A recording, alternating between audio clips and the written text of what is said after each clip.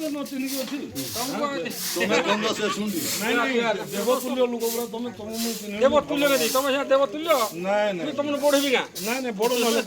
ଜାତି ଭାଇ ବଡ଼ ନାଇଁ ନାଇଁ ନାଇଁ ବର୍ତ୍ତମାନ ଗ୍ରାହକ ଈଶ୍ୱର ଆମେ ବେପାର କରୁଛୁ ଘର ନ ତମେ କଣ ବେପାର କରୁଛ ତମେ ପୁରା ଘର ନ ଚାଲିଲା ହଲ ଘରଟା ତେଲ ଦରମା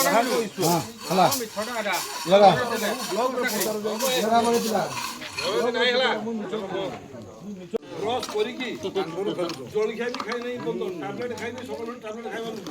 ଆସିକି କାନପୁର ଯାଇକି ଜିରାଡ଼ ଯାଇକି ଏକାନି ଗଦ ତ ଗଦ ଏକାନି ଟେନସନ୍ ହେଲା ଏତେ କାମ ସାରିକି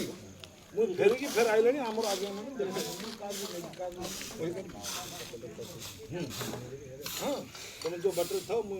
ଗଲାକୁ ଧରିକି ପଳେଇ ମୁଁ ତ ପଳେଇବି ଏବେ ସାଙ୍ଗେ ସାଙ୍ଗେ ସବୁତିକି ଲଗା ତ ତମେ ଚାଲ ଏନକି ହଁ ଘରକୁ ଚାଲ ମାନେ ଯିବାଟା ପକା